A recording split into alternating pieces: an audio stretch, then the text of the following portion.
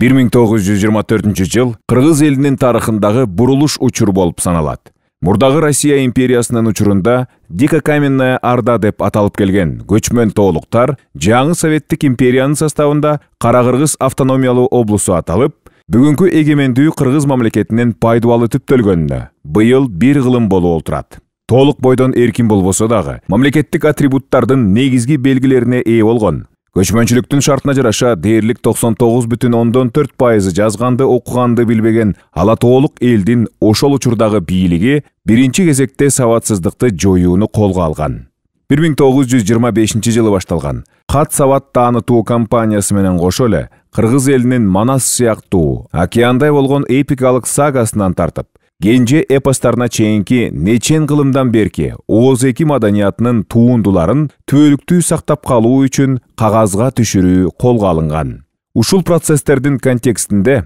1926 жылы европалык типтеги мимесис моделиндеги Аристотелдик театрдын үлгүсүндөгү Кыргыздын музыкалуу драмалык студиясы уюшулат. Советтик тарыхчы, адабиятчы, маданият искусство таануучулары жазып калтырышкандай, бул студия Совет империясы кулаганга чейин биринчи кезекте ак калпак элдин маданияттан артта калуучулугун жоюу үчүн жасалган кеңеш өкмөтү менен большевиктер партиясынын аталык камкордугу катары бааланып келген. Ал эми маданияттан артта калган деген аныктамага келе турган болсок, ошол учурдагы тоолуктар ушул азыр жалпы адамзаттын Оз эки маданиятынын шедеври катары эсептелген океандай Манастан тартып,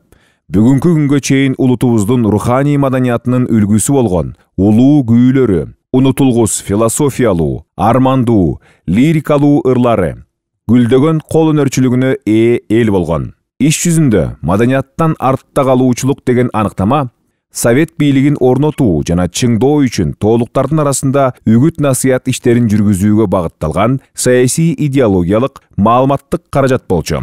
Анткени сабатсыздыгынан гезит окуй албаган, дудук кинонун субтитрлерине тиши өтпөгөн элге кулагы менен гана угуп, көзү менен гана көрө турган идеология керек эле. Ал жалгыз гана театр болгон. Тилекке каршы ушул азыр да эгемендүү кыргыз окумуштуулар менен интеллигенциясы тарыхка өңүлүп кирип, серп салып, талдоодон өткөрүшпөй туруп, европалык типтеги Аристотелдик театрдын Кыргызстанда уюшулушун маданияттан артта калуучулуктан улам келип чыккан деген советтик тарыхчылардан калган догматикалык көз караштын туткунунда келе жатышат. Музыкалуу драмалык студиянын андан соң 1930 жылы мамлекеттик статуска ээ болгон европалык типтеги Аристотелдик театрдын кыргыз улуту анын көркөм маданияты үчүн тарыхый ролуна келе турган болсок, актер-режиссер драматург Аманкул Куттубаев, актер-режиссер драматург Отунчу Сарбагышев, атактуу артисттер Касымалы Ишимбеков, Шамшы Түмөнбаев, Ашыралы Боталиев, Анвар Куттубаева жана башка ондогон сахна чеберлеринен сырткары да Кыргыздын көркөм чыгармачылык интеллигенциясынын барандуу өкүлдөрүнүн көпчүлүгү ушул мекемеден чыккан. Маселен, Кыргыздын атактуу опера ырчысы, композитор Абдылас Малдыбаев 1929 жылы студиянын башчысы болуп кызмат өтөп, ошол эле учурда спектакльдерде роль ойногон. Касымалы Жантөшев Каныбегин жазып аткан учурда мамлекеттик театрда 1934 жылдан 1948 жылга чейин артист болуп эмгектенген, далай драмаларын жазган. Алары сахналаштырылган, көптөгөн ролдорду аткарган. Советтик кыргыз элине жинди суу тууралуу термеси аттын ашкасындай тааныш Райкан Шүгүрбеков чейрек кылымча мамлекеттик театрдын артисти болуп иштеген. Ошол учурда Жапалак Жатпасов, Бейит арасында жана башка бир канча драмаларын жараткан. Улуу манасчылар Саякбай Каралаев, Молдобасан Мусулманкулов, Залкар Төкмөлөр Калга Киев, Осмонкул Бөлөбалаев, кыякчы Мураталы Күрөңкеев, имитатор Адамкалы Байбатыров, Куудул Шаршен Термечиков 1931 жылдан баштап 1936 жылы Кыргыз мамлекеттик филармониясы ачылганга чейин 5 жыл бою мамлекеттик театрдын спектакльдеринде көпчүлүк эли бар сахналарга кадимкидей катышып, массанын ролун ойношкон.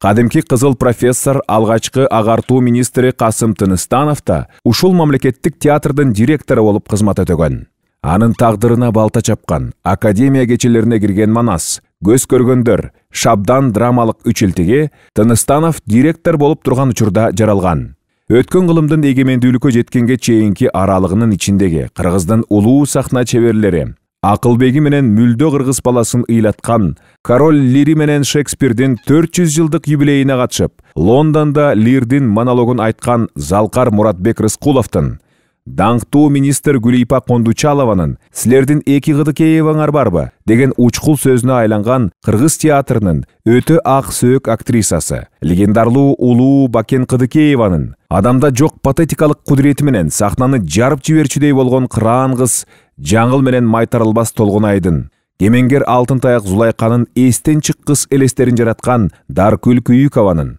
Ягосу үчүн жек көргөн көрүүчүнүн ыргыткан кышынан буту сынган, ошол эле учурда Курманбек, Түлкү сымал баатырлардын, доктор менен Калмураттай даандышман кишилердин жылаандай жыла басып, адамды алдыртан арбаган дервиштин образдарын жараткан Сыдыкбек Жамановдун, кыргыз театрынын тарыхынан орун алган Асанбек Өмүралиевдин, тарыхка кирген Гүлшара Дулатованын, драмалык образдарын биринен сала бирин жараткан Асанбек Кыдырназаровдун, Нукура Желмогуздун өзүнөн жаралгандай Ричард Үчтүн образдарын түзгөн Советбек Жумадыловдун, Акылман Каныкейдей кыргыз баласынын жүрөгүнөн түнөк тапкан образды жараткан Жамал Сейдакматованын, мрамордон жасалган скульптурадай болгон сулуулугу бар Мираида Далбаеванын, жүрөгүндө кири жок карыянын образдарын түзгөн Сатыбалды Далбаевдин, жаш артисттердин кумирине айланган Болот Шалтаевдин, Сары таздай образдарды жараткан Күнболот Досумбаевдин, терең лирика драмалуу Шайыргүлдүн образдарын жараткан Сайнаке Жунушалиеванын, үлбүрөгөн Жульеттасы көрүүчүнү өзүнө арбап алган Искра Райымкулованын, муздак сулуулугу кишинин жүрөгүнүн үшүн алган Кар ханышасы, назиктигине ченде жок сулуулугу жарашкан Жульетта, ак мөөрдөй образдары менен кыргыз баласынын ушул кезге чейин оозунан түшпөй келаткан кыргыз чүрөгү Таттыбүбү Турсунбаеванын, элеттик артисттердин ичинде жападан жалгыз СССРдин эл артисти деген жогорку наамга татыган Капар Медетбековдун, кыргыз эпосунун так өзүнөн түшө калгандай эпикалык семетеи менен тарыхта калган Мукамбет Токтобаевдин, контрасттуу образдары менен эстен кетпей турган Гүлайым Каниметованын, Кандан бектен кайра тартпаган баатыр мүнөз Жаңыл мырза, уяты менен намысы күчтүү Сейде сыяктуу кайталангыс образдарды түзгөн Назира Мамбетованын, бир туруп эпикалык герой Курманбек, бир туруп карапайым мергенчи Ашырбайдай контрасттуу образдарды таланттуу жараткан Дүйшөн Байдыбөтовдун, дудук кыз Катрини эл аралык сыйлык алган Гүлсайра Ажибекованын, романтикалуу Акигети, андан кем калбаган жалындаган герою Нурдини менен кыргыз сахнасынын көркүн ачкан Чоробек Думанаевдин, желге ыргалган камыштай болгон Альдамаросу көздүн жоосун алган Эгемберди Бекбалиевдин, дүйнөнүн ыпластыгынан чарчаган Гамлеттин терең философиялуу образын жараткан Бусурман Одракаевдин, нукура лирикалык героинялардын жаркын галереясын түзгөн Шайыр Касмалиеванын жана башка ондогон аталбай калган таланттардын чыгармачылык таржымалдары 20-кылымдагы улуттук сахна искусствосунун даңазалуу доору болуп саналат.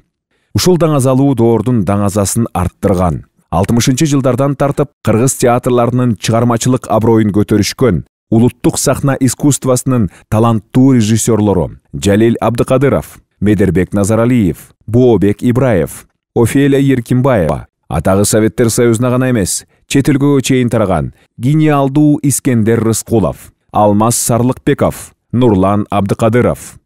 Эгемендүүлүк доорунда мурдагы муун менен кошо артисттердин жаңы мууну өсүп чыгып, алардын көпчүлүгү Гүлмира Ташматова, Гүлмира Турсунбаева, Маратбек Козукеев, Болот Тентимишев, Айсалкын Кыйыкбаева, Назым Мендебайыров, Дария Кусейинова, Сатылган Сазаев, Бакыт Жумалиев, Даниэль Токтобаев, Нурлан Салидинов, Азиз Мурадилаев, Жеңиш Кангелдиев, Сайрагүл Эсенбаева, Өмүрзак Токтомуратов, Айнура Тургунбаева, Талант Апыев, Авасхан Кудайбердиева, Алмагүл Алсеитова, Руслан Курманалиев, Жылдыз Саитова, Шекер Жоомартова, Света Абдыкадырова, Талип Боромбаев, Элдияр Желдеңбаев, Курсант Абдрахманов, Талайкан Авазова, Алтынбек Максутов, Махабат Байгабылова, Альбина Имашева, Галина Коңурбаева, Насият Шамшиева, Кайыргүл Жуманова, Динара Абдыкадырова, Илимбек Калмуратов, Атай Өмүрбеков, Чыңгыз Мамаев, Эльмира Тагаева,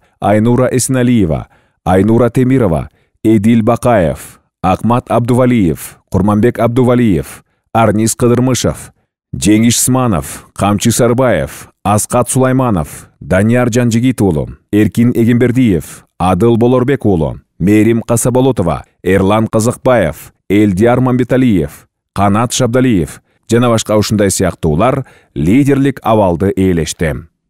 Эгемендүүлүктүн 30 жылдыгынын акыркы 9-10 жылынын ичинде Кыргыздын улуттук театр режиссурасында дароо алдыга 4-5 режиссер суурулуп чыгышты. Алар кечээки популярдуу артисттер Маратбек Козукеев, Назым Мендебайыров, Эркин Эгембердиев, мурдагы Курчак театрынын режиссеру Жалил Мединов жана Улан Мырза Карбаев. Бул катарга Эртөштүк спектакли менен таланттуу артист Арнис Кыдырмышев да кошулду. Айрыкча Марат Козукеевдин Кыргыз улуттук академиялык драма театрынын сахнасында Чыңгыз Айтматовдун Саманчынын жолу повести боюнча ишке ашырган спектакли Кыргызстандын мамлекеттик токтогул атындагы сыйлыгын жеңип алганы кийинки мезгилде Кыргыз театрынын эң чоң жетишкендиги. Бул сыйлыкка Толгонайдын образын жараткан Анара Сыдыгалиева, жайнакта ойногон Данияр Жанжигит уулу, сценограф Алымгазы Конушбаевтер татыктуу болушкан. Кыргызстандын улуттук Аристотелдик театрынын басып өткөн кыскача таржымалы ушундай.